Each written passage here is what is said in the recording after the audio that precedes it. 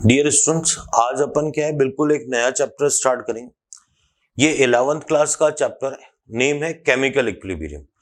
क्या है, क्या पढ़ेंगे इसके अंदर और क्या मीनिंग है, सारी बात अपन समझते हैं। सबसे पहले अपन बात करते हैं चैप्टर के नेम की। तो ये है अपने पास केमिकल इक्विलिब्रियम। अब आप देखें, केमिकल इक्विलिब्रियम की अपन बात कर रहे हैं, तो केमिकल का मतलब तो हो गया केमिकल रिएक्शन से, और इक्विलिब्रियम का क्या मीनिंग है इसको अपन स्टडी करते हैं। तो जब अपन इसको स्टडी की बात करेंगे तो उससे पहले अपन एक काम करते हैं, क्योंकि इस चैप्टर में क्या पढ़ना है उसको क्लेरिफाई कर लेते हैं। तो अपन ये कहते हैं कि जो रिएक्शंस हैं, जो केमिकल रिएक्शंस हैं, वो दो टाइप की होती हैं। एक तो आपके पास होती है इररिवर्सिबल रिएक्शन, इररिवर्सिबल रिएक्शंस, ठीक है, which goes in single direction, जो केवल एक ही डायरेक्शन में चलती है। रिएक्टेंट केवल किस में कन्वर्ट होगा, प्रोडक्ट में। तो जिनमें भी क्या है प्रेसिपिटेट बनता है, मैं केवल उन रिएक्शन की बात कर रहा हूं जो ऑलवेज, भाई जैसे अपन ये बात करें AgNO3 का एक्वस सॉल्यूशन है, इसकी रिएक्शन अगर अपन NaCl से कराते हैं, ये भी एक्वस है आपके पास, तो AgCl का व्हाइट PPT बनता है प्लस NaNO3 का एक्वस सॉल्यूशन बन जाता है, ये PPT बन गया। ये रिएक्शन ऑलवेज क्या होगी, सिंगल डायरेक्शन में चलेगी, मतलब रिएक्टेंट केवल प्रोडक्ट में कन्वर्ट होगा। लेकिन रिवर्सिबल रिएक्शन में क्या होता है कि जो रिवर्सिबल, इसी का सेकंड पार्ट है रिवर्सिबल रिएक्शन। तो अगर अपन रिवर्सिबल रिएक्शन की बात करें तो इसमें क्या होता है, जो रिएक्टेंट है वो प्रोडक्ट में कन्वर्ट होता है और प्रोडक्ट वापस किस में कन्वर्ट होता है, रिएक्टेंट में। तो ऐसी रिएक्शंस को अपन क्या बोलते हैं, रिवर्सिबल रिएक्शन बोलते हैं। मैं प्रॉपर वे में आपको बहुत आसान तरीके से मीनिंग समझाता हूं। जैसे मान लो एक रिएक्शन है N2 प्लस O2, इससे बन रहा है 2NO, ये क्लोज कंटेनर में हो रही है, क्लोज कंटेनर। अब आपको समझ में आएगी बिल्कुल आसान तरीके से बात। मैंने क्या किया, मान लो इसी कमरे में मैंने दो गैसेस इंट्रोड्यूस कराई N2 एंड O2। चलो मैं इसको है ना डायग्रामेटिकली आपको बेटर समझाता हूं। मैंने इंट्रोड्यूस कराई N2 gas and O2 gas. N2 और O2 के मॉलिक्यूल्स आपस में क्या किया, इन्होंने कॉलिजन्स किए। तो N2 और O2 किस में कन्वर्ट होने लग गया, NO में कन्वर्ट होने लग गया। NO के मॉलिक्यूल्स बने, अब NO के मॉलिक्यूल्स भी आपस में कॉलिजन्स हुआ, तो NO के मॉलिक्यूल्स क्या हो गए, वापस टूटने भी लग गए। पर कितना, कौन सा ज्यादा फॉरवर्ड में ज्यादा गई, बैकवर्ड में ज्यादा गई, फाइनली NO का प्रेजेंस तो हो गई। जितना भी NO बना है, मतलब इनिशियली N2O2 था, उससे NO बना। अब ऐसा नहीं होगा कि NO सारा का सारा केवल रिएक्टेंट रह जाए, N2 हो सकता है उसकी क्वांटिटी बहुत कम हो, पर यह है कि ये रिएक्शन ऐसा है कि NO भी N2 और O2 बनाने की पावर रखता है। तो ऐसी रिएक्शंस को अपन क्या बोलते हैं, रिवर्सिबल रिएक्शन। तो अपन ये साइन दे देंगे रिवर्सिबल का। तो इस टाइप की जो रिएक्शंस होती हैं वो रिवर्सिबल रिएक्शंस होती हैं। जो अपना चैप्टर डील करेगा वो आप बिल्कुल ढंग से समझ लें। जो इक्विलिब्रियम है वो कहीं ना कहीं पूरा केवल और केवल किस रिएक्शन से डील करेगा, रिवर्सिबल रिएक्शन।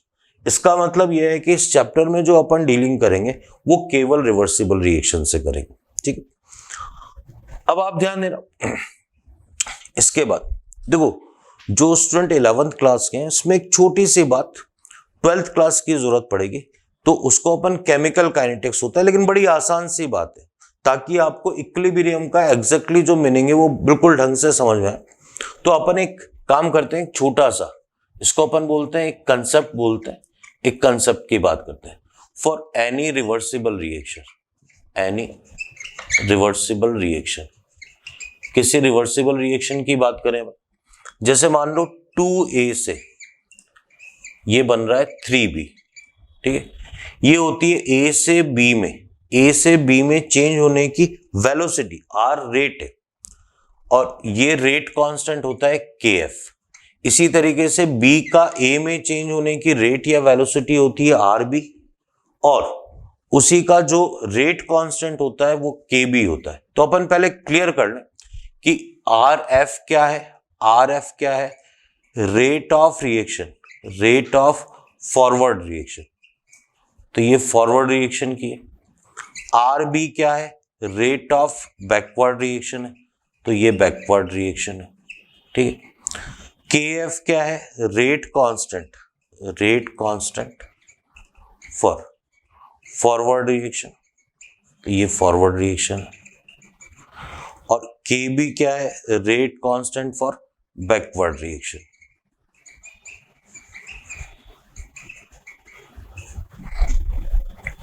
तो आपको ये बात बिल्कुल समझ में आनी चाहिए।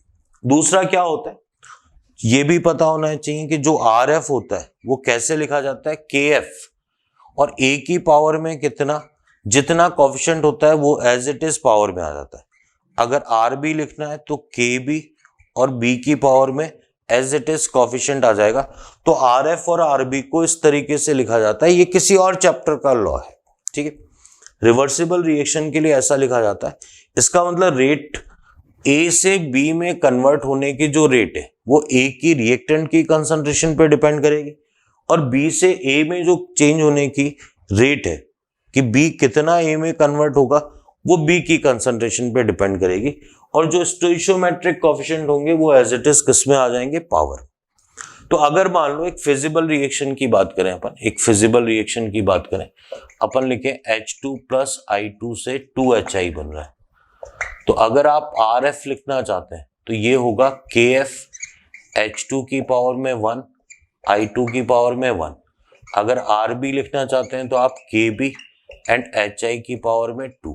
तो आपको पता होना चाहिए कि इस तरीके से क्या है, RF और RB को किसी रिएक्शन के लिए लिखा जाता है। आप कहेंगे सर आपने ये क्या पढ़ाया, तो मैं आपको क्लियर कर दूं, ये अभी जो मैं इक्विलिब्रियम रिवर्सिबल रिएक्शन में जिस इक्विलिब्रियम की मैं बात करना चाह रहा हूं उसके लिए मैंने क्या प्रिपरेशन करी है, एक छोटा सा, मतलब अभी सही मायनों में इसकी जरूरत नहीं थी, पर दूसरे चैप्टर की कोई बात आ रही है तो आपको बिल्कुल क्लियर होनी चाहिए, जिससे आपको केमिकल इक्विलिब्रियम क्या होता है ये बिल्कुल क्लियर हो जाएगा। तो अब देखते हैं कि इक्विलिब्रियम क्या होता है रिवर्सिबल रिएक्शन में, उसकी बात करते हैं, आगे बढ़ते हैं। अब अपन बात करते हैं इक्विलिब्रियम इन रिवर्सिबल रिएक्शन। आपको एग्जैक्टली मीनिंग समझ में आएगा।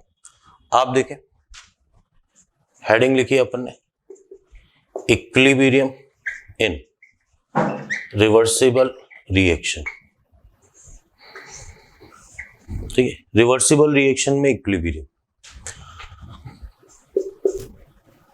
as the reversible reaction propagate, the RF, rate of forward direction reaction, decreases since concentration of reactant decreases and the rate of backward direction reaction, short में बोल दे RB, increases as the concentration of product increases। देखो क्या होगा, जैसे अपन एक reaction की बात करें, H2 प्लस I2, ये गैस है, ये गैस है, ये आपके पास 2HI ये बना, ये गैस है। T इक्वल टू 0 पर मान लो A मोल्स थे, ये B थे, ये 0 थे। अब मान लो जैसे जैसे टाइम बढ़ेगा, कुछ टाइम बाद A में से X का डिसोसिएशन हुआ तो स्टोइशियोमेट्रिक भाई ये कुछ कम हुआ, ये कुछ कम हुआ, ये 2X बना। ये चीज अभी आपके लिए बड़ी इंपॉर्टेंट नहीं है। मेन बात है कि अगर अपन RF की बात करें तो इसका फॉर्मूला था KF H2 and I2 and RB का फॉर्मूला था KB एंड HI का स्क्वायर। देखो मेन बात आपको यही समझनी कि जैसे ही आपने H2 I2 को डाला तो मैक्सिमम क्वांटिटी में थे, उस समय जो RF होगी वो क्या होगी, मैक्सिमम होगी। लेकिन HI शुरू में कितना था, 0 था, तो शुरू में RB कितना होगा, 0 होगा। तो अगर अपन एक ग्राफ की बात करें, यहां पर अपन एक ग्राफ की बात करते हैं, ये ग्राफ अपन ने बना रखा है रेट वर्सेस टाइम में। तो मुझे पता है T इक्वल टू 0 पर, T इक्वल टू 0 पे RF तो क्या था, मैक्सिमम था, RB कितना था, 0 था। जैसे जैसे रिएक्शन प्रोपोगेट हुई, भाई मेनली क्या होगा, H2 और I2 क्या होंगे, धीरे धीरे कम होंगे, रिएक्शन फॉरवर्ड में ही जाएगी। क्यों जाएगी, क्योंकि RF की वैल्यू क्या है, ज्यादा है। क्यों, क्योंकि H2I2 की कंसंट्रेशन क्या है, ज्यादा है, तो रिएक्शन फॉरवर्ड में जा रही है। लेकिन जैसे जैसे रिएक्शन आगे बढ़ेगी वैसे वैसे फॉरवर्ड में जाने का मतलब क्या है, H2I2 HI में कन्वर्ट हो रहा है, इसमें कन्वर्जन की रेट ज्यादा है, HI से इसमें टूटने की रेट क्या है, कम है। तो शुरू में ये डिक्रीज होगा, ये इंक्रीज होगा। अब ये कहता है भाई फाइनली एक टाइम ऐसा आएगा, भाई ये कम होती जाएगी लगातार, ये क्या होती जाएगी, इंक्रीज होती जाएगी। एक टाइम ऐसा आएगा जबकि दोनों रेट जो RB है और RF क्या है, इक्वल हो जाएगी। तो इसी को अपन क्या बोलते हैं, इक्विलिब्रियम बोलते हैं। और इस समय RF इज इक्वल टू क्या हो जाएगा, RB। तो आप देखें यही खास बात है कि इक्विलिब्रियम पे क्या होगा, rate of forward direction and rate of backward direction क्या हो जाएंगी, इक्वल। तो अपन क्या बोलेंगे, after some time, after T time, when RF and RB are equilibrium, then reaction is in equilibrium। तो जब RF और RB इक्वल हो जाएंगे तो रिएक्शन किस में आ जाएगी, इक्विलिब्रियम पे। आपको लगेगा ऐसा कि रिएक्शन क्या हो गई, स्टॉप हो गई, ठीक है, रुक गई है। और मतलब अपन कह भी सकते हैं कि ओवरऑल रेट कितनी हो गई, 0, क्योंकि ओवरऑल जो रेट होती है for equilibrium, overall rate R को अपन कैसे डिफाइन करते हैं, ये होती है RF माइनस RB। अब ये दोनों इक्वल हैं तो ओवरऑल रेट क्या हो जाएगी, 0 हो जाएगी। आप इस बात को आसान तरीके से, अगर आप 12th के स्टूडेंट हैं या 12th पास है तो बहुत आसान लगेगा, फिर भी अगर आप 10th पास भी हैं तो आप ध्यान से सुनना। भाई जैसे मैंने गर्म पानी रखा, गर्म चाय, मुझे पता है वो थोड़ी देर में एटमॉस्फेयर में ठंडी हो जाएगी। अपन क्या कहते हैं, हीट का ट्रांसफर कहां से होता है, हायर टेम्परेचर से लोअर। रूम टेम्परेचर 30 मान लिया, उसका टेम्परेचर 80 था, तो जब तक वो 30 नहीं हो जाएगा हायर से लोअर की तरफ। पर अगर आपने ध्यान से पढ़ा हो तो हीट का फ्लो लोअर से हायर की तरफ भी होता है, लेकिन रेट कौन सी ज्यादा होती है, हायर से लोअर की तरफ। जब अपन ये कहेंगे कि जब क्या होगा कि भाई टेम्परेचर कांस्टेंट, मतलब अपने को तो लग रहा है कुछ भी नहीं हो रहा, पर सही मायनों में क्या था, हीट ट्रांसफर की जो रेट थी लोअर से हायर और हायर से लोअर की तरफ जो भी था, कि सिस्टम से सराउंडिंग या सराउंडिंग से सिस्टम, वो क्या हो गई, आइडेंटिकल। तो बिल्कुल उसी तरीके से बात है। मेन क्या है कि इक्विलिब्रियम, एट इक्विलिब्रियम, ये है मेन कंसेप्ट कि इक्विलिब्रियम पे rate of forward direction and rate of backward direction क्या हो जाएंगी, आइडेंटिकल हो जाएंगी। तो देखो आसान शब्दों में अपन आपसे पूछा जाए कि इक्विलिब्रियम का मीनिंग क्या है, तो अपन कहेंगे कि ये इक्विलिब्रियम कब आ रहा है, जब रिएक्टेंट से प्रोडक्ट बनने की जो रेट थी, जिस रेट से रिएक्टेंट प्रोडक्ट में कन्वर्ट हो रहा था, उसी रेट से प्रोडक्ट वापस किस में कन्वर्ट हो रहा है, रिएक्टेंट पे। तो इसको अपन क्या बोलेंगे, इक्विलिब्रियम। ग्राफिकली ये वाला पॉइंट क्या हो जाएगा, इक्विलिब्रियम पॉइंट हो जाएगा। अब इसके बाद जो एग्जाम ओरिएंटेड बात है, बड़ी इंपॉर्टेंट बात, प्रॉपर्टीज ऑफ इक्विलिब्रियम, ठीक है। तो अपन बात करते हैं properties of equilibrium.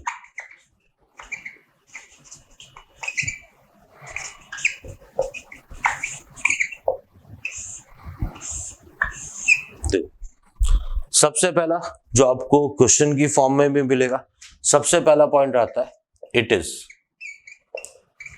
Is dynamic equilibrium. मतलब जो किससे डील कर रहा है, वेलोसिटी से डील कर रहा है। सिंस आपसे रीजन पूछा जाए तो इसमें क्या है, वेलोसिटीज इक्वल हो रही हैं, डायनेमिक्स मतलब वेलोसिटी, इसलिए ये क्या है, डायनेमिक इक्विलिब्रियम है। तो ये पूछा भी जाता है कि इस इक्विलिब्रियम का नेचर कैसा होता है, तो बकायदा आप बताएंगे कि ये डायनेमिक इक्विलिब्रियम।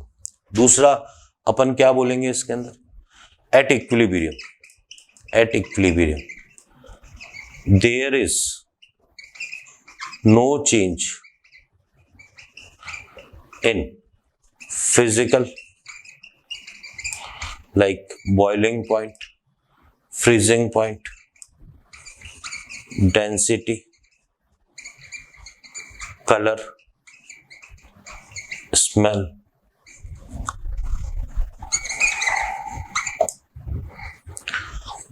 देखो इक्विलिब्रियम पे क्या होगा, जैसे H2 और I2 से, I2 का जो कलर है वो डार्क वॉयलेट है, उससे लाइट वॉयलेट में कन्वर्ट हो रहा है। तो आपको पहले लगेगा कि हाँ पूरा जो सिस्टम है उसमें क्या कलर क्या है कि उसकी डार्कनेस कम हो रही है, पर जब इक्विलिब्रियम आ जाएगा तो जो कलर आ गया वो फिक्स है। किसी में अगर कोई स्मेल आ रही है तो पहले कोई शार्प स्मेल आ रही है वो धीरे धीरे कम हो रही है, तो वो स्मेल जो है वो कांस्टेंट हो जाएगी। तो अपन ये कहेंगे कि इनमें कोई चेंज नहीं आएगा। ठीक है, फिर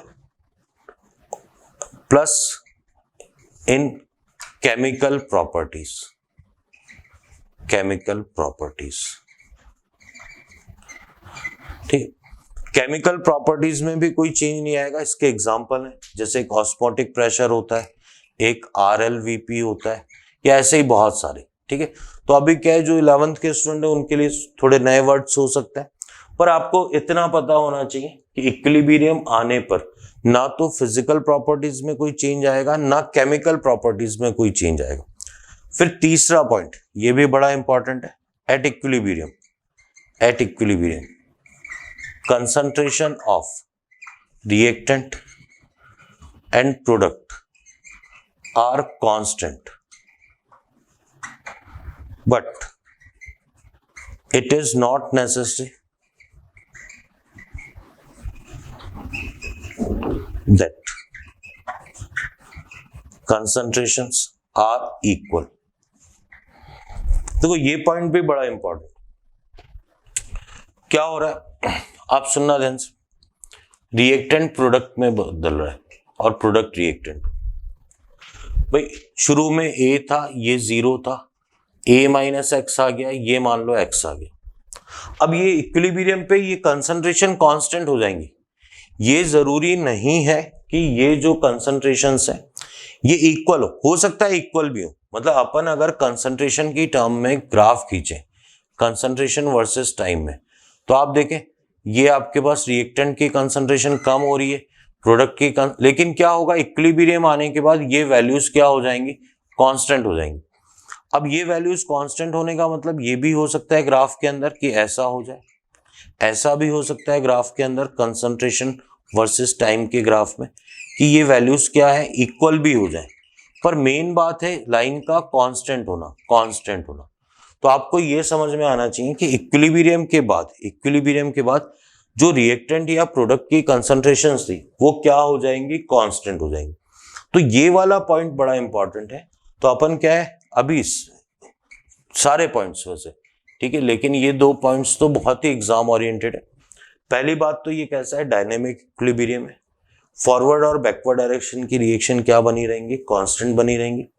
दूसरा क्या है कि फिजिकल और केमिकल प्रॉपर्टीज में कोई चेंज नहीं आएगा। और तीसरा कंसंट्रेशन फिक्स हो जाएंगे, अब चेंज नहीं होंगी, कांस्टेंट रहेंगी। इक्वल होना जरूरी नहीं है भाई, वैल्यू अगर क्या है 2m आ गई, 2 मोल्स पर लीटर आ गई, तो वो 2 मोल्स पर लीटर ही रहेगी। ठीक है, और अगर प्रोडक्ट की 3 मोल्स पर लीटर है तो उतनी ही रहेगी, अब चेंज नहीं होगी। तो ये इक्विलिब्रियम का मीनिंग है। और देखते हैं क्या प्रॉपर्टीज हैं इक्विलिब्रियम पे, आगे देखते हैं। नेक्स्ट पॉइंट की बात करते हैं, इक्विलिब्रियम की प्रॉपर्टीज ही चल रही। आप देखें नेक्स्ट प्रॉपर्टी क्या है, 4th नंबर प्रॉपर्टी की बात करें अपन तो अपन कहेंगे equilibrium can be established from both side means reactant and product। देखो जो इक्विलिब्रियम है वो रिएक्टेंट साइड से भी स्टैब्लिश हो सकता है, प्रोडक्ट साइड से भी। तो इसका मीनिंग क्या है मैं आपको समझाता हूं। मान लो क्या है, मैंने A से B लिया, ठीक है, इक्विलिब्रियम को मैंने ये डिफाइन कर रखा है। अब मान लो मैंने कंटेनर के अंदर शुरू में ही क्या डाल दिया, B डाल दिया। तो शुरू में B डाला, A बिल्कुल नहीं है, तो रिएक्शन कौन सी डायरेक्शन से जाएगी, बैकवर्ड में। तो इनिशियली रिएक्शन अगर बैकवर्ड में जा रही है तो ये जो रिएक्शन है वो इक्विलिब्रियम कहाँ से, प्रोडक्ट साइड से अटेंड हो रहा है, या अपन ये कहें मान लो ये रिएक्शन ए से बी रुक चुकी थी, इक्विलिब्रियम एक बार आ चुका था, पर मैंने इसमें बी और डाल दिया, बी डालते ही वापस रिएक्शन क्या है, बैकवर्ड में जाएगी और वापस फिर क्या होगा, एक बार वापस रीस्टैब्लिश होगा क्या, इक्विलिब्रियम। तो उसको अपन क्या बोलेंगे कि बैकवर्ड डायरेक्शन से या प्रोडक्ट साइड से इक्विलिब्रियम क्या हो रहा है, स्टैब्लिश हो रहा है। तो आप ये देखें, इसके बाद जो 5th नंबर आता है वो है थर्मोडायनेमिक्स। थर्मोडायनेमिक्स ऑफ इक्विलिब्रियम, ये भी बड़ा इंपॉर्टेंट पॉइंट है।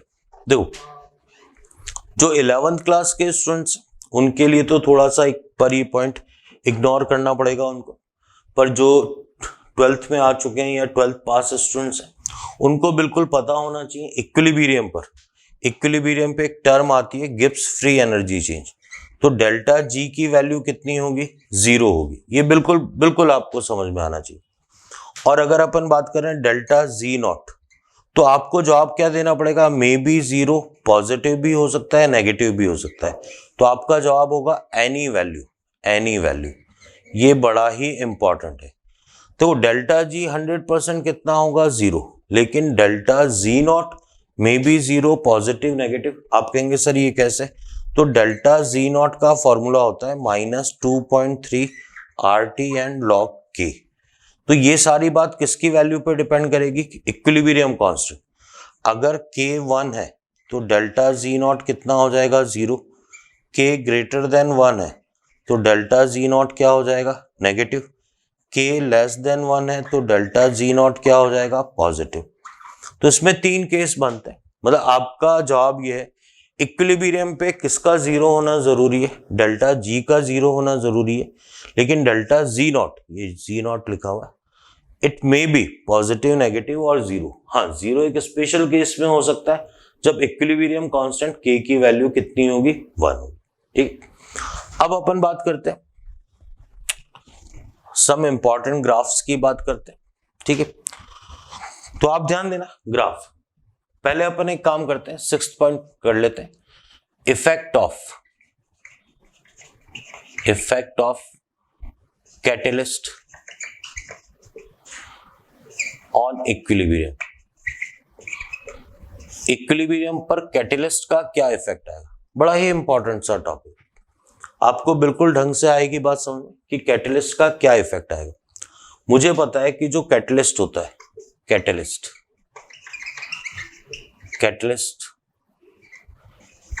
increases the RF and RB with same extent। भाई जो कैटलिस्ट होता है वो फॉरवर्ड को भी बढ़ाता है रेट को और बैकवर्ड को भी बढ़ाता है, लेकिन अगर एक को 2 टाइम्स बढ़ाया तो दूसरे को भी कितने टाइम्स बढ़ाएगा, 2 टाइम्स ही बढ़ाएगा। तो अब आप देखें कि इन टर्म्स ऑफ ग्राफ, ये बड़ा इंपॉर्टेंट है फिर कि ग्राफ की टर्म्स में कैसे होता है ये आप ध्यान दें। देखो ये टाइम वर्सेस था ग्राफ, आपका ये ग्राफ ऐसा चल रहा था, ठीक, इक्विलिब्रियम था, मान लो 10 मिनट में आ रहा था, ये मिनट में कर देते हैं। ठीक है, ये आपके पास रेट थी।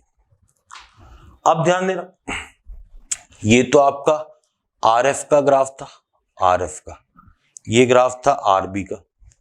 अब ये क्या करेगा, RB के ग्राफ को, क्योंकि रेट को बढ़ा रहा है तो RB के ग्राफ को बढ़ा देगा, RF के ग्राफ को, इसकी रेट भी ये क्या कर देगा, इंक्रीज कर देगा, ये रेट इंक्रीज हो गई। तो अब आप देखें कि जो इक्विलिब्रियम, अब पहले की तुलना में इक्विलिब्रियम मान लो 7 मिनट में आ गया, तो इक्विलिब्रियम टाइम कम हो गया। RB भी देखो, RB भी इस वैल्यू से क्या हो गया, इंक्रीज हो गया, RF भी इस वैल्यू से क्या हो गया, ये मतलब दोनों क्या है, 2 टाइम्स से इंक्रीज होंगे। अगर एक जितना इंक्रीज है 1.5 तो दूसरा भी। तो अपन कहेंगे ये वाला ग्राफ जो R वर्सेस टाइम के बीच में ग्राफ है, ये तो क्या है, विथ कैटलिस्ट है, विथ कैटलिस्ट है, और ये वाला क्या है, विदाउट कैटलिस्ट। ठीक, तो आपको ये ग्राफ बिल्कुल ढंग से समझ में आना चाहिए। अब अपन बात करें कंसंट्रेशन की, बात करें, ठीक है। आप देखें कंसंट्रेशन ग्राफ, ये भी बड़ा इंपॉर्टेंट पॉइंट है। भाई क्या होगा कि जो इक्विलिब्रियम कांस्टेंट है उसकी वैल्यू में कोई चेंज नहीं आता है, ठीक है। मैं आपको बताता हूं क्या होता है। अगर कंसंट्रेशन में जो ग्राफ आ रहा है कंसंट्रेशन वर्सेस टाइम में, भाई मान लो ऐसा ग्राफ, अपन इक्वल वाला ग्राफ ले लें या अनइक्वल वाला भी ले लेते हैं ग्राफ। मैं दो ग्राफ से आपको एक्सप्लेन कर देता हूं। ये तो अपने पास किसकी थी कंसंट्रेशन, रिएक्टेंट की थी। ये आपके पास किसकी कंसंट्रेशन थी, प्रोडक्ट की कंसंट्रेशन थी। ये प्रोडक्ट की कंसंट्रेशन थी, ठीक है। जब क्या हो रहा है, रिएक्टेंट और प्रोडक्ट की कंसंट्रेशंस क्या हो रही हैं, कांस्टेंट हो रही हैं, कांस्टेंट। रिएक्टेंट और प्रोडक्ट की कंसंट्रेशन कांस्टेंट हो रही है, तब आपके पास ये equilibrium T is equal to मान लो 10 टाइम पे आ रहा। अपने पास रिएक्शन थी, ये रिएक्टेंट से किस में कन्वर्ट हो रहा था, प्रोडक्ट में कन्वर्ट हो रहा, ठीक है।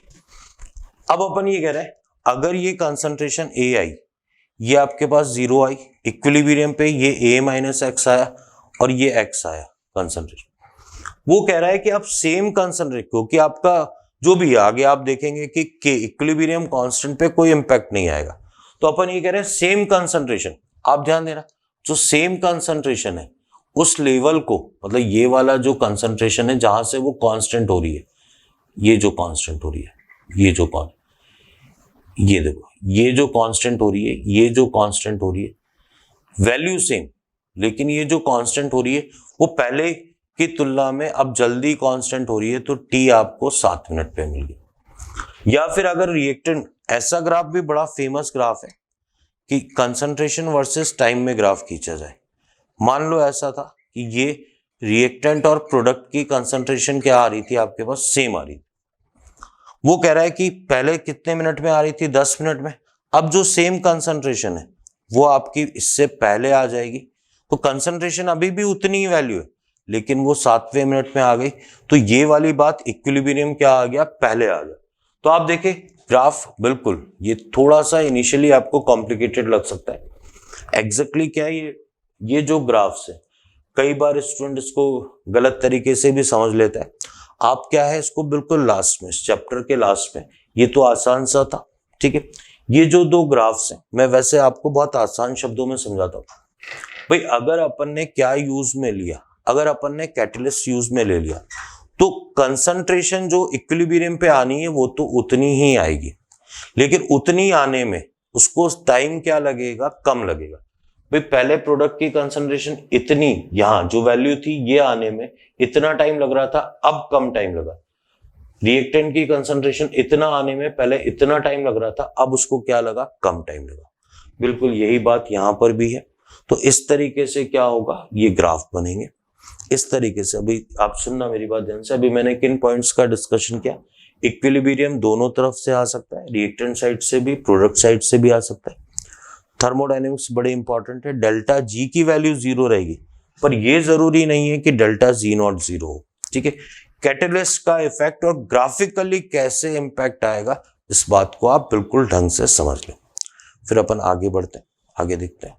इसके बाद क्या है, अपन इक्विलिब्रियम से रिलेटेड ही, ठीक है, लॉ ऑफ मास एक्शन की बात करेंगे। पर उससे पहले क्या है, लॉ ऑफ मास एक्शन को समझने के लिए अपन कुछ इंपॉर्टेंट टर्म्स जो उसमें यूज में आएंगे उनको समझ लेते हैं। तो अपन हेडिंग लिखते हैं, some important terms, some important terms related to equilibrium. तो ये इक्विलिब्रियम से रिलेटेड कुछ इंपॉर्टेंट टर्म्स आप ध्यान दें। पहली बात करेंगे अपन एक्टिव मास।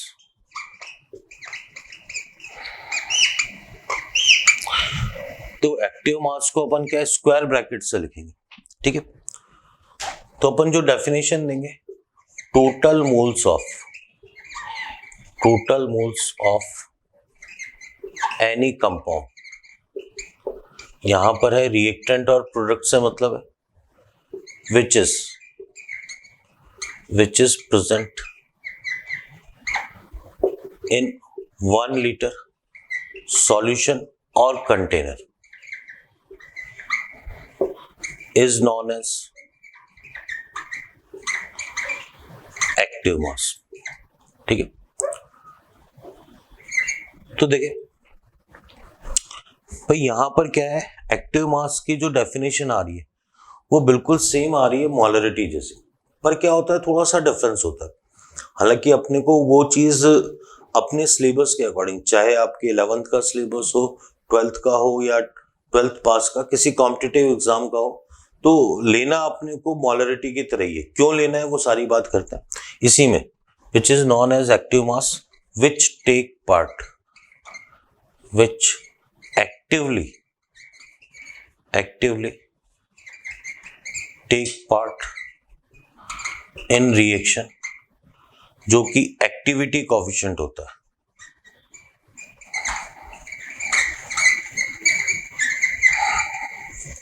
अभी मीनिंग आ जाएगा आपको समझ। भाई एक्टिव मास क्या है, आपके पास जो भी मोल्स हैं रिएक्टेंट या प्रोडक्ट के upon volume in litre, container या पूरे सॉल्यूशन का, तो इसकी यूनिट भी क्या आ रही है, मोलरिटी के इक्वली आ रही है। हालांकि एक्टिव मास और मोलरिटी में ये रिलेशन होता है मोलरिटी इनटू AC, ये होता है activity coefficient. AC is equal to क्या है आपके पास, एक्टिविटी कोफिशिएंट। ठीक है, अब अगर अपन सिलेबस की बात करें तो अपन ये कहेंगे कि भाई सिलेबस में तो क्या है, आपके सिलेबस की बात करें अपन तो सिलेबस में आपको लेके चलना है एक्टिविटी कोफिशिएंट को 1 लेके चलना है। इसका मतलब active mass is equal to आपके पास क्या हो जाएगा, मोलरिटी के इक्वल हो जाएगा। हालांकि इसमें फर्क होता है, ठीक है, इस फर्क की जरूरत अपने को क्या आयोनिक इक्विलिब्रियम में भी पड़ती है, पर ठीक है बिल्कुल छोटा सा स्पेशल केस में जरूरत पड़ती है, अपन इसके पीछे परेशान नहीं होंगे। अपन ये कहेंगे कि एक्टिव मास एग्जैक्टली क्या है आपके पास, मोलरिटी, और यूनिट भी क्या है, मोल्स पर लीटर। ठीक है, तो अब जैसे मान लो अपन क्वेश्चन की बात करें, सिंपल क्वेश्चन की बात करें तो अपन ये कहते हैं कि 2 ग्राम NaOH इन 100 ml सॉल्यूशन, आपसे पूछा है NaOH ये स्क्वायर ब्रैकेट। ठीक है, इसका मतलब NaOH का आपसे क्या पूछा हुआ है, एक्टिव मास। बहुत आसान सा, सीधे सॉल्यूशन किया, मैंने फॉर्मूला लगाया कि NaOH का जो एक्टिव मास आएगा वो इसके मोल्स आ जाएंगे upon volume in litre. Moles को आपको पता है, आप ऐसा लिख सकते हैं ग्राम upon molecular wait and volume in litre. Gram quantity 2 आ गई, मॉलिक्यूलर वेट 40 आ गया, ये 100 आ गया और ये 1000 आ गया। ठीक है, तो इसको जब सॉल्व करेंगे आप चाहे तो उसको सॉल्व कर सकते हैं, 1/2 आ जाएगा, 0.5 m आ जाएगा, तो एक्टिव मास कितना आ जाएगा, 0.5 m। ठीक है, आपको ये दे रखा है 2 moles of helium gas is present in 10 litre container. आपसे पूछा है active mass of helium, helium का एक्टिव मास पूछा। बिल्कुल आसान सा, आप देखें सॉल्यूशन बिल्कुल आसान सा इसका। अगर सॉल्यूशन की बात करें अपन तो मैंने हीलियम के एक्टिव मास के लिए फॉर्मूला लगा दिया moles upon volume in litre. तो मोल्स तो मेरे पास 2 आ गए, वॉल्यूम 10 आ गया, कोई यूनिट में भी चेंज नहीं है, तो 0.2 मोलरिटी, ये विथ यूनिट आ गया। इसके बाद एक बड़ी ही इंपॉर्टेंट बात की बात करते हैं, बहुत ही इंपॉर्टेंट है, जिसको मैं नोट करके लिख रहा हूं। इसका है active mass of pure solid and pure liquid is taken as unity, means 1। जो प्योर सॉलिड होगा और प्योर लिक्विड होगा उसका जो एक्टिव मास है आपको यूनिटी लेना है। देखो मैं यहां पर जिक्र जरूर करूंगा कि ये क्यों यूनिटी लिया जाता है, पर आप इसके लिए इसको अवॉइड कर सकते हैं। आपको बस जो चीज पता होनी चाहिए, जैसे मान लो आपने कॉपर सॉलिड की बात करें, जिंक सॉलिड की बात करें, ठीक है, ये सॉलिड है, मान लो आपके पास CaCO3 सॉलिड है, आपके पास CaO सॉलिड है, ठीक है, आपके पास Br2 लिक्विड है, आपके पास H2O लिक्विड है। तो इन सब का एक्टिव मास आपको कितना लेना है? यूनिटी लेना है। तो प्योर सॉलिड या प्योर लिक्विड की जहां भी बात कर लेंगे वहां आपको एक्टिव मास कितना लेना है? यूनिटी, ठीक है। देखो मैं यहाँ पर रीजन आपको एक्सप्लेन करता हूँ, मैं बकायदा लिखता हूँ यहाँ पर ये रीजन, ठीक है। यहाँ पर अपन रीजन की बात करेंगे, ठीक है। पर आप क्या इसको अवॉइड कर सकते हैं, मतलब ऐसा थोड़ा सा कॉम्प्लिकेटेड है और 11th क्लास के स्टूडेंट के लिए तो थोड़ा ही ज्यादा ही कॉम्प्लिकेटेड है। आपको मेन जो पता होना चाहिए भाई, अपन ने एक्टिव मास की बात करी। पहली बात तो एक्टिव मास क्या है? मोलरिटी है। दूसरी बात क्या है कि जो प्योर सॉलिड या प्योर लिक्विड होंगे उनका एक्टिव मास आपको यूनिटी 1 के इक्वल लेना है। इतनी बात आपके लिए मोर देन सफिशिएंट है। अगर रीजन की बात करें तो अब मेरे को पता है कि जैसे मान लो मैंने ये लिया, एक कंटेनर लिया, इसके अंदर मैंने ये कॉपर +2, इस सॉल्यूशन के अंदर कॉपर +2 है और जिंक सॉलिड है मेरे पास, जिंक सॉलिड है, ठीक है। ऐसी रिएक्शन कॉपर सल्फेट की फॉर्म में हो सकता है, ऐसी रिएक्शन भी होती है। जिंक सॉलिड होता है, कॉपर +2 ये एक्वस होता है, फिर ये कॉपर सॉलिड ले लेते हैं और Zn+2 एक्वस ले लेते हैं। ऐसी बकायदा रिएक्शन होती है। तो यहां पर जो जिंक सॉलिड है और कॉपर सॉलिड है, इसकी कंसंट्रेशन को क्या लिया जाना है? यूनिटी लिया जाना। एग्जैक्टली मैं बताता हूं होता क्या। मान लो जिंक का एटॉमिक वेट ले लें अपन, ये 65 ले लेते हैं, ठीक है। अपन ने कहा कि ये जो जिंक था ये कितना था? 10 ग्राम था, 10 ग्राम, और जो पूरा सॉल्यूशन था वो 1 लीटर था, ठीक है। अब आप ध्यान देना, मैं जब जिंक की मोलरिटी निकालूंगा, जिंक की मोलरिटी निकालूंगा, तो वो मेरे पास क्या आ रहा है? Gram quantity upon molecular weight into 1, 10 by कितना आ गया? 65 आ गया, ठीक है। अच्छा, अब अगर मैं ये कहूं कि इसका जो, सॉरी ये 1 लीटर नहीं, जब अपने को, क्योंकि ये तो सॉलिड है, ठीक है, इसकी जो भी, मान लिया मैंने इसकी डेंसिटी थी, इसकी डेंसिटी थी 2 ग्राम पर ml। 1 ml में कितने थे? 2 ग्राम थे, तो 60 जो इसका है 10 ग्राम। आप देखो जो इसका वॉल्यूम लेंगे, मुझे पता है कि 2 ग्राम का वॉल्यूम कितना है? 1 ml है, तो 1 ग्राम का वॉल्यूम 1/2 और 10 ग्राम का जो वॉल्यूम आएगा 10 ग्राम का, वो इंटू 10, तो ये कितना आ जाएगा? 5 ml। आप ध्यान से सुनना, ग्राम पर ml की जगह ग्राम cc³ में बोलते हैं। भाई ये वाला जो जिंक है ये पूरे सॉल्यूशन में नहीं है, ये इधर नहीं जा रहा है, इधर नहीं जा रहा है, ये एक ही जगह है ये, ठीक है। जो जिंक सॉलिड है वो एक ही जगह है। इसका मतलब ये भाई, जबकि कॉपर +2 के लिए आप जब वॉल्यूम बोलेंगे तो पूरा कितना बोलना पड़ेगा आपको? 1 लीटर, लेकिन जिंक सॉलिड के लिए आपको वॉल्यूम कितना बोलना पड़ेगा? 5 ml। तो अब आप ध्यान दें, अब जो इसकी ये आ रहा है ये 5 या 10/2 भी लिख सकते हैं, मैं इसको 10/2 लिखता हूं, 10/2, और ये कितना हो गया? 1000 हो गया। अब मैंने कहा इसमें से मान लो जब रिएक्शन हुई, जब रिएक्शन इधर से इधर गई, तो इसमें से 2 ग्राम कम हो गया, ये 2 ग्राम कम हो गया, तो अब ये नया कितना आया मेरे पास? 8 ग्राम आया। मुझे पता है डेंसिटी पे कोई फर्क नहीं पड़ेगा, तो जो वॉल्यूम आएगा 8 ग्राम का वो कितना आ जाएगा? 8/2 ml आ जाएगा। तो जो नई मोलरिटी आएगी जिंक की वो कितनी आएगी मेरे पास? ये 8/65 इंटू 8/2 इंटू कितना आ जाएगा मेरे पास? 1000 आ जाएगा। आप देखो ये 10, ये 8 हमेशा कैंसिल आउट हो जाएगा और रिजल्ट हमेशा क्या बना रहेगा? सेम। सही मायनों में क्या होता है कि ड्यूरिंग रिएक्शन जो इसकी मोलरिटी थी, जो इसकी मोलरिटी थी जिंक की, उस पर कोई इंपैक्ट, मतलब जो प्योर सॉलिड होगा या प्योर लिक्विड होगा उसकी मोलरिटी में कोई चेंज नहीं आएगा। वो ड्यूरिंग रिएक्शन पार्टिसिपेट जरूर कर रहा है, वो टूट रहा है, वो आधा टूट गया, बन गया, लेकिन क्या है उसकी मोलरिटी जितनी पहले थी अभी भी उतनी रहेगी, तो वो एक तरीके से कांस्टेंट है। तो उसी कांस्टेंट को अपन उसमें ऐड कर देते हैं कि इक्विलिब्रियम कांस्टेंट। तो इसीलिए अपन ये कहते हैं कि भाई उसको हटाना है क्योंकि वो कांस्टेंट है। तो इसीलिए अपन क्या बोलते हैं कि आपको तो क्या करना है कि जो कंसंट्रेशंस है फाइनली क्या है प्योर सॉलिड और प्योर लिक्विड की कंसंट्रेशन को यूनिटी लेना। ये थोड़ा सा कॉम्प्लिकेटेड है, मैं आपको कोशिश करता हूं कि एक बार आसान शब्दों में समझा दूं। भाई कॉपर +2 के मान लो 5 मोल्स थे, 5 मोल 1 लीटर में थे, मोलरिटी 5 थी। ड्यूरिंग रिएक्शन इसके 2 मोल कम हो गए, लेकिन कॉपर +2 अभी भी पूरे सॉल्यूशन में कहीं भी घूम सकता है, तो कॉपर +2 के 3, अब नई मोलरिटी कितनी हो गई 3।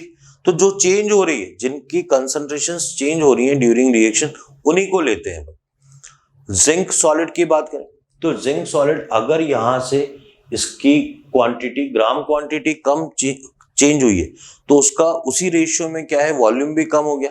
तो अपन ये कहेंगे एक तरीके से भाई कुल मिला के डेंसिटी तो क्या बनी रहेगी, कांस्टेंट। तो डेंसिटी कांस्टेंट बनी रहेगी तो मोलरिटी भी क्या बनी रहेगी, कांस्टेंट। तो वो कांस्टेंट इक्विलिब्रियम कांस्टेंट में चला जाएगा, इसीलिए क्या है, जो कंसंट्रेशन है उनको यूनिटी लिया जाता है।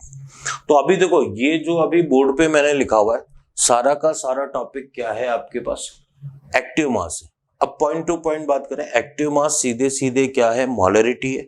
और pure solid and pure liquid की एक्टिविटी या एक्टिव मास को आपको कितना लेना है, यूनिटी। अब आगे देखते हैं। तो इसके बाद एक और टर्म देखते हैं जो अपने को जरूरत पड़ेगी, वो टर्म है आपके पास partial pressure.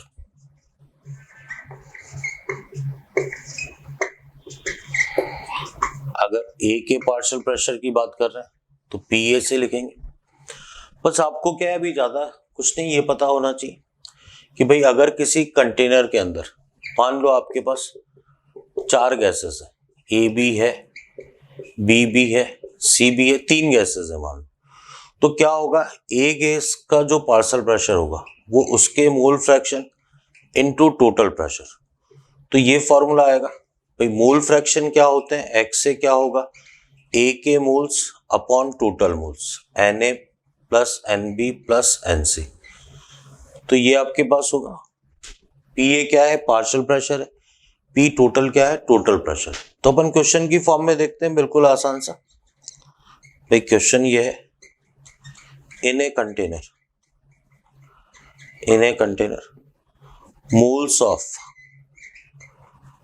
PCl3 Cl2 and PCl5 are XX and A minus X. Then calculate partial pressure of each if total pressure is equal to P. देखो बिल्कुल आसान सा क्वेश्चन, कुछ नहीं, आपको केवल वैल्यूज को रखना है। सॉल्यूशन की बात करें तो अगर आपको PCl5 का पार्शियल प्रेशर चाहिए, PCl5, तो PCl5 का mole fraction into P total, ये तो P आ गया। अब इसका पार्शियल प्रेशर क्या होगा, इसके मोल्स, PCl5 के मोल्स कितने, A माइनस एक्स, और टोटल सम करोगे आप तो इन तीनों का सम आएगा A प्लस एक्स आ जाएगा। अगर PCl2 कैलकुलेट करते हो तो इसके moles upon total moles, total upon total moles into P total.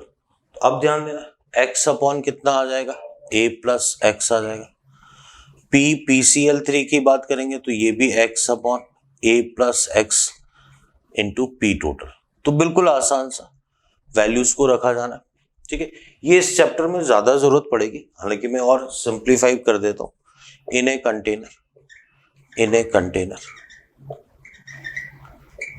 Helium and hydrogen gas are present if moles are 2 and 3 and PT is equal to 10 atm. Calculate partial pressure of each gas. आपको each gas का partial pressure निकालना, बिल्कुल आसान सा question.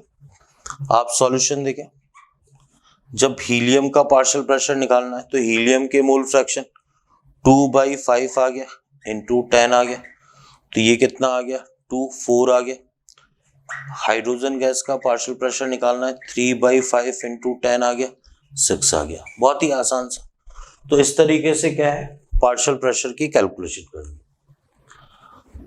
अब अपन बात करते हैं कि अपन ने क्यों पढ़ा था ये, अपन ने एक्टिव मास और पार्शियल प्रेशर का जिक्र ही क्यों किया, उसकी बात करते हैं। तो अपन ये कहते हैं law of mass action, law of mass action. पूरा लॉ क्या है और किस तरीके से अपन इसको बताएंगे, वो सारी बात करते हैं, ठीक है। तो इट इज गिवन बाई, तो वैसे कोई इंपॉर्टेंट बात नहीं है, given by Guldberg and वागी।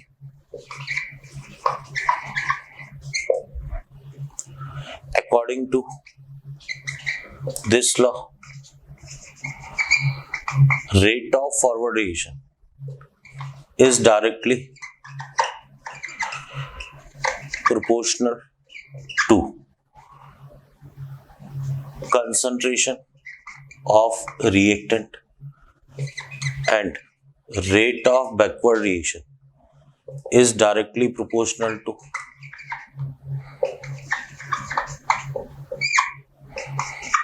concentration of product, and at equilibrium RF is equal to RB। देखो लॉ बहुत ही आसान सा है। मान लो कोई केमिकल रिएक्शन है, आपके पास N1A प्लस N2B, इससे बन रहा है M1C plus M2D। ABCD, A और B तो रिएक्टेंट है, C और D प्रोडक्ट है, और ये स्टोइचियोमेट्रिक कोफिशिएंट है, बैलेंस रिएक्शन। तो आपको पता होना चाहिए जो RF लिखा जाएगा वो KF और A की पावर में कितना आ जाएगा N1, B की पावर में कितना आ जाएगा N2। जो RB लिखा जाएगा वो KB, C की पावर में M1 आ जाएगा, D की पावर में M2 आ जाएगा। मुझे पता है कि एट इक्विलिब्रियम, इक्विलिब्रियम पे क्या होता है, RF is equal to RB होता है। वैल्यू जब रखूंगा मैं KF A की पावर N1, B की पावर N2, KB C की पावर M1 एंड D की पावर क्या रखूंगा M2। तो आप ध्यान दें, KF इसको यहीं रहने दिया, KB को मैं नीचे ले आया, क्योंकि ये दो कांस्टेंट है, तो दो कांस्टेंट को मिलाकर एक नया कांस्टेंट बोल दिया, इक्विलिब्रियम कांस्टेंट। तो ये मेरे पास आ गया C की पावर में M1, D की पावर में M2 और A की पावर में मेरे पास क्या आ गया N1, B की पावर में N2। तो ये एक तरीके से फॉर्मूला आ गया Kc का। अभी Kc के फॉर्मूले का क्या मीनिंग है ये भी अपन समझेंगे, बाकी बिल्कुल आसान सा। देखो जो 12th पढ़ चुका है या 12th में है उनका पहला ही चैप्टर काइनेटिक्स, और जो 12th पास है उसके लिए तो बहुत आसान सी, ये सब नहीं पढ़ने की जरूरत, बिल्कुल आसान सा है कि रेट एक तरीके से फॉरवर्ड डायरेक्शन की रेट किसकी कंसंट्रेशन पे डिपेंड करेगी, रिएक्टेंट की, और जो कोएफिशिएंट्स हैं वो एज इट इज पावर में आ जाएंगे।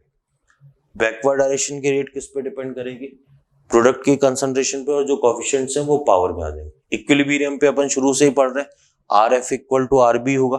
तो इस तरीके से एक कांस्टेंट जनरेट होता है KF अपॉन KB का। तो KC की वैल्यू, इसको एक कांस्टेंट बोलते हैं KC। KC क्या है, क्या यूनिट होती है, वो सारी बात करते हैं अपन, देखते हैं अपन। हाँ तो अपन समझते हैं यहाँ पर KC को क्या बोलते हैं। तो देखो KC, भाई K तो इक्विलिब्रियम के लिए है, इक्विलिब्रियम कांस्टेंट, और देखो C क्या है, equilibrium constant in terms of concentration. तो इक्विलिब्रियम कांस्टेंट कंसंट्रेशन की टर्म्स में है। यहां पर जो Kc का फॉर्मूला आ रहा है अपने पास, मान लो Kc का फॉर्मूला आया, पहले प्रोडक्ट आता है फिर रिएक्टेंट आता है। तो जो ये कंसंट्रेशंस होती हैं ये हमेशा मोल्स पर लीटर में होती है, और ये कंसंट्रेशन हमेशा किस पे होंगी, इक्विलिब्रियम पे। तो आपको ये भी पता होना चाहिए। दूसरा, यूनिट ऑफ Kc की बात करें, यूनिट ऑफ Kc, तो ये आपके पास आती है मोल्स पर लीटर बोल रहे हैं, मोल्स पर लीटर, और पावर में क्या आ जाएगा डेल्टा Ng। अब क्या मीनिंग है डेल्टा एन जी का, एक क्लियर करते हैं अपन। डेल्टा एन जी तो ये है n product gaseous molecules minus n reactant gaseous molecule. तो प्रोडक्ट के गैसियस मॉलिक्यूल्स में से रिएक्टेंट के गैसियस मॉलिक्यूल्स माइनस करने। अपन क्या करते हैं, इसको ढंग से समझ लेते हैं, रिएक्शन और यहाँ पर डेल्टा एन जी की वैल्यू आपको बिल्कुल ढंग से समझ में आ जाएगी बात। पहला लेते हैं अपन 2A, इससे मान लो 3B लिया, आपने कहा ये भी गैस है ये भी गैस है, तो 3 माइनस प्रोडक्ट 3 माइनस 2 कितना आ जाएगा, +1 आ जाएगा। मान लो आपके पास ये है 2A प्लस B, इससे ये है आपके पास CA, सारे गैसेस हैं सारी गैसेस हैं सारी गैसेस हैं, तो 1 माइनस ये कितना हो गया, देखो प्रोडक्ट का 1 माइनस 3 कितना हो जाएगा, -2। अगर मान लो ऐसा है, यही रिएक्शन है 2A प्लस B, इससे C है, ये गैस है लेकिन ये सॉलिड है, ये गैस है, तो सॉलिड को नहीं लेना है, 1 माइनस 2, 1 माइनस 2 कितना हो जाएगा, -1। तो अभी अपन फिजिबल रिएक्शंस भी लिखेंगे और उसमें अपन ये भी देखेंगे कि क्या फॉर्मूला बनेगा इसका और किस तरीके से इसकी यूनिट आएगी। तो केपी केसी सॉरी अभी केपी इंट्रोड्यूस नहीं किया, केसी कैसे लिखा जाएगा वो फॉर्मूला भी देखेंगे अपन, और डेल्टा एन जी की वैल्यू क्या होती है वो भी देखेंगे। उससे पहले अपन एक और सिंपल सी टर्म और इंट्रोड्यूस कर देते हैं। अपन इस टर्म को बोलते हैं equilibrium constant. Equilibrium constant in terms of pressure, इसको अपन लिखेंगे केपी से। तो देखो के तो वापस इक्विलिब्रियम कांस्टेंट है और पी का मतलब पार्शियल प्रेशर, तो प्रेशर की टर्म्स में अपन ने केपी को डिफाइन कर रहे हैं, क्या है बिल्कुल वही उसी तरीके से N1A प्लस N2B, इससे रिएक्शन है M1C प्लस M2D, ये गैस है ये गैस है ये गैस है ये गैस है।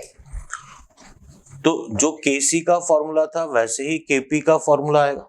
केपी के फॉर्मूले में क्या आ जाएगा, partial pressure PC M1 PD M2 और ये आ जाएगा PA N1 PB N2।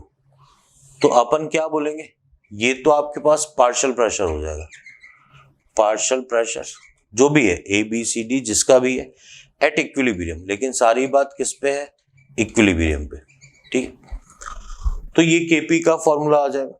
अब यूनिट ऑफ केपी की बात करें अपन, यूनिट ऑफ केपी, तो केपी की यूनिट क्या है, प्रेशर की जो भी यूनिट होती है ATM की पावर में डेल्टा एन जी, तो केपी की यूनिट आपके पास क्या आ जाएगी, ATM की पावर में डेल्टा एन जी।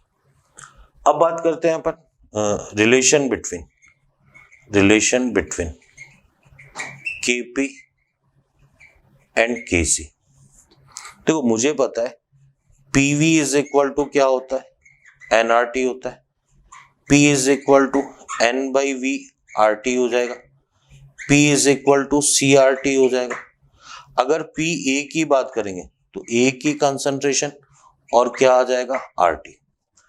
तो जब यहां पर वैल्यू रखेंगे भाई, यहाँ PC की जगह C की कंसंट्रेशन और RT की पावर ये, तो आप देखेंगे एक बहुत सिंपल सा रिलेशन आ जाएगा, मतलब इतनी स्टेप्स लिखने की जरूरत नहीं है अपने को, फिर भी चलो एक स्टेप लिख देता हूँ, जैसे केपी का। अब इसी फॉर्मूले को मैं क्या लिखूंगा, A लिखा है तो A की कंसंट्रेशन और RT आ जाएगा, B लिखूंगा तो B की, तो C की कंसंट्रेशन RT, ये पावर में कितना आ गया आपके पास, M1 आ गया।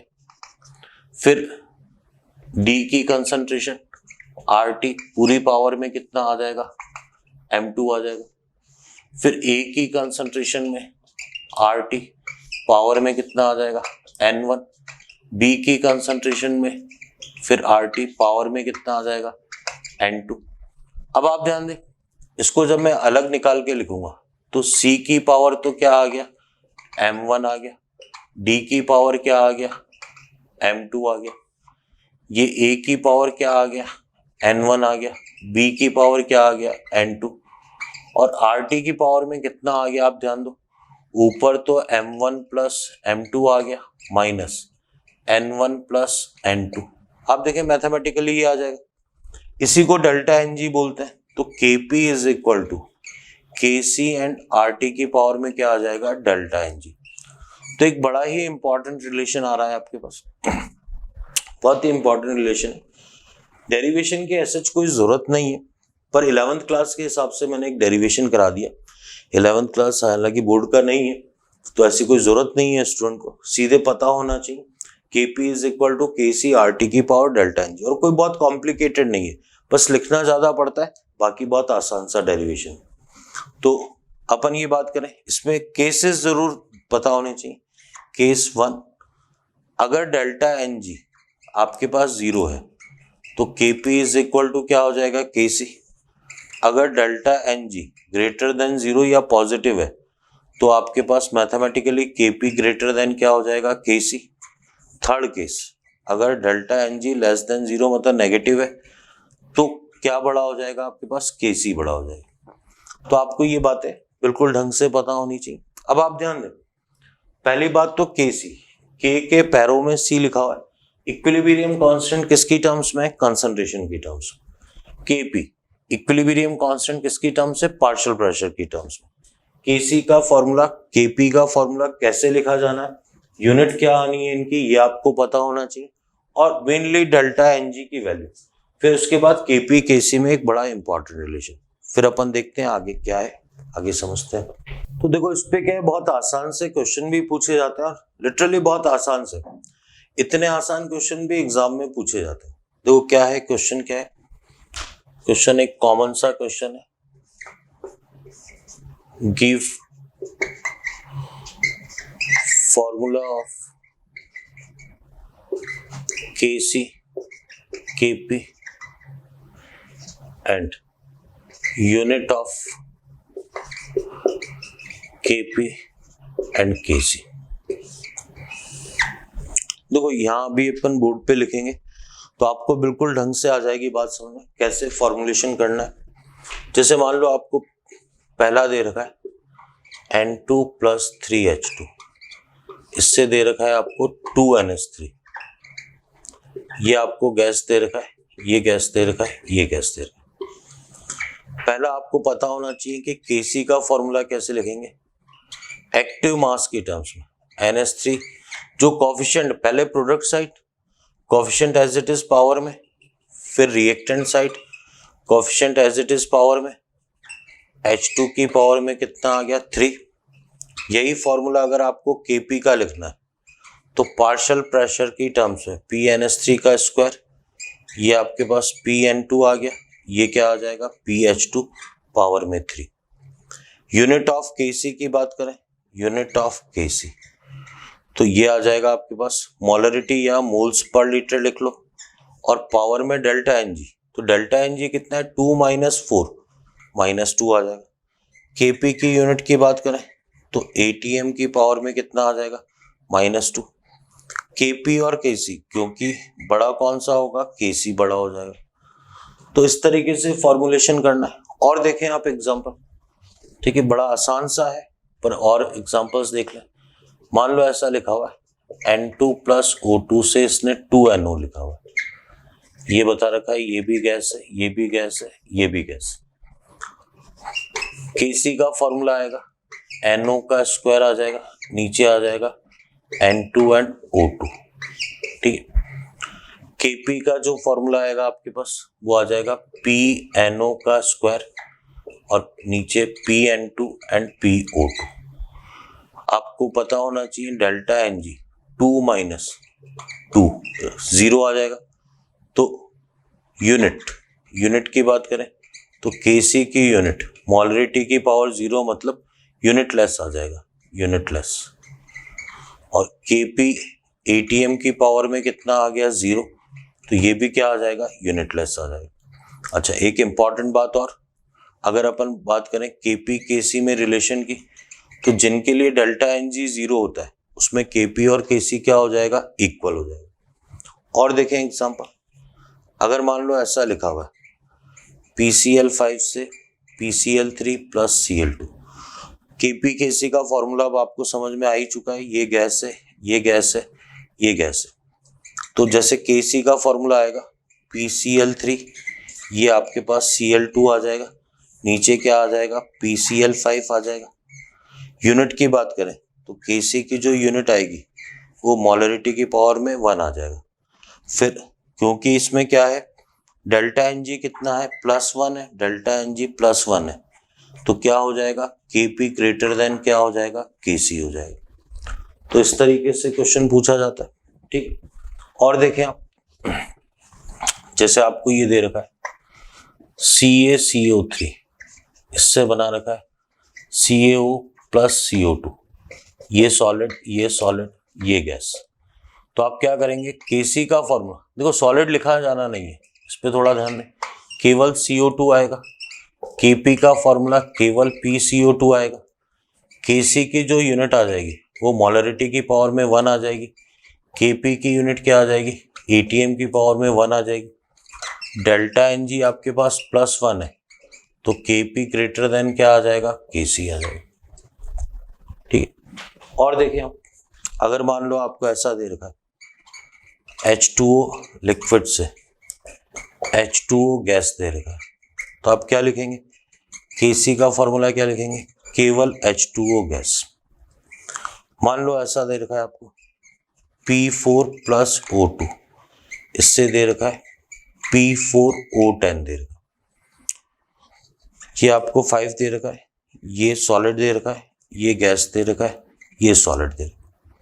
अब देखो Kc का फॉर्मूला क्या बनेगा आपके पास, 1/O2 की पावर में 5 बनेगा।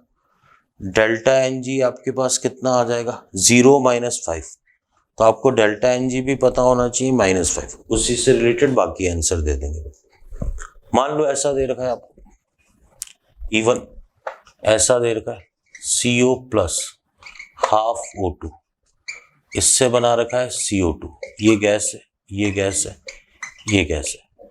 तो सबसे पहले Kc के फॉर्मूले की बात करें तो ये CO2 आ जाएगा, ये CO आ जाएगा, और O2 की पावर में नो डाउट 1/2 आ जाएगा, उसमें कोई दिक्कत है नहीं। और अगर डेल्टा Ng की बात करें, डेल्टा Ng, तो ये कितना आएगा, 1 - 1 + ½ मतलब कितना आ जाएगा, -½ आएगा। अगर माइनस में आएगा तो Kp से बड़ा क्या आ जाएगा, Kc। तो देखो बहुत सिंपल वे में इस समय जो बोर्ड पे लिखा हुआ है Kp का, Kc का, Kp का फॉर्मुलेशन कैसे करना है, यूनिट क्या लेनी है आपको, तो इन सभी क्वेश्चन के अंदर यही बात है, बिल्कुल आसान से है। तो 11th लेवल 12th लेवल बिल्कुल आपको पता होना चाहिए। और ये बात क्या है, Kp Kc के फॉर्मुलेशन, ये बात आप दिमाग में रखें, इसको ढंग से सीख लें, क्योंकि ये दूसरे चैप्टर में भी आपको जरूरत पड़ती है। फिर अपन आगे देखते हैं। अब आप देखें इस पे क्वेश्चंस कैसे पूछे जाते हैं। तो क्वेश्चन ऐसे पूछे जाते हैं, जैसे एक तो बड़ा ही सिंपल टाइप है, in which reaction Kp greater than Kc, आपको ये दे रखा है H2 + I2 से 2HI, आपको दे रखा है PCl3 + Cl2 से PCl5, आपको दे रखा है N2 + 3H2 से 2NH3, आपको दे रखा है CaCO3 सॉलिड, इससे दे रखा है CaO सॉलिड + CO2 गैस। तो बहुत आसान सा क्वेश्चन, मतलब मैं इससे पहले सब कुछ बता चुका हूं आपको, पर मैं आपको बताना चाह रहा हूं कि आपको गाइड्स में, पेपर में आए हुए ऐसे क्वेश्चंस मिलेंगे जो कि लिटरली बहुत ही आसान। मुझे पता है इसके अगर सॉल्यूशन की बात करूं तो आप देखें, जब डेल्टा Ng क्या होगा, पॉजिटिव होगा, तो Kp ग्रेटर देन क्या हो जाएगा, Kc। अगर ए ऑप्शन की बात करूं तो डेल्टा Ng की वैल्यू 0 है, बी ऑप्शन की बात करूं तो डेल्टा Ng की वैल्यू -1 है, सी ऑप्शन की बात करूं तो -2 है, डी ऑप्शन की बात करूं सिर्फ गैस लेना है, 1 - 0 कितना है, +1। तो डी ऑप्शन में डेल्टा Ng पॉजिटिव आ रहा है, तो क्या होगा, Kp ग्रेटर देन क्या हो जाएगा, Kc। तो ऑप्शन कौन सा करेक्ट हो जाएगा, डी ऑप्शन करेक्ट हो जाएगा। तो बहुत ही आसान सा है, इस तरीके से इसका डी ऑप्शन करेक्ट हो जाएगा। अब आप ध्यान दें, नेक्स्ट क्वेश्चन पे ध्यान दें। आपको एक रिएक्शन दे रखी है PCl5 से PCl3 plus Cl2 at 27 degree centigrade, Kc is equal to 4 into 10 to the power -4। Calculate value of Kp। तो अब मैं आपको क्लियर कर दूं, R की वैल्यू क्या ली जानी है ये भी आप बिल्कुल क्लियर रखें। देखो क्या है कि और जनरली Kp Kc की वो यूनिट नहीं लिखता है, इनकी यूनिट नहीं लिखी जाती है, ठीक है। तो अपने को भी कोई जरूरत नहीं है। आप ध्यान दें सॉल्यूशन के अंदर अपन ये कह रहे हैं कि फॉर्मूला आएगा Kp is equal to Kc RT की पावर डेल्टा Ng। पहले डेल्टा Ng की बात कर लें तो 2 - 1 + 1 आ गया।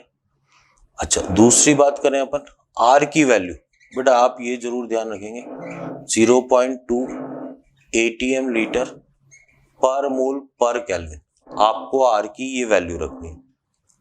तो जब आप R की ये वैल्यू रखेंगे तो अब देखो कैसे सॉल्व करेंगे। Kp is equal to Kc 4 into 10 की पावर -4, 0.082, टेम्परेचर केल्विन में लेते हैं हमेशा, तो ये वैल्यू आपके पास 300 आ गई और ये 1। तो इस तरीके से क्या आ जाएगा, Kp की वैल्यू आ जाएगी। यूनिट की कोई जरूरत नहीं है, वैसे अगर यूनिट हो भी तो ये ATM की पावर में कितना आ जाएगा, 1 आ जाएगा।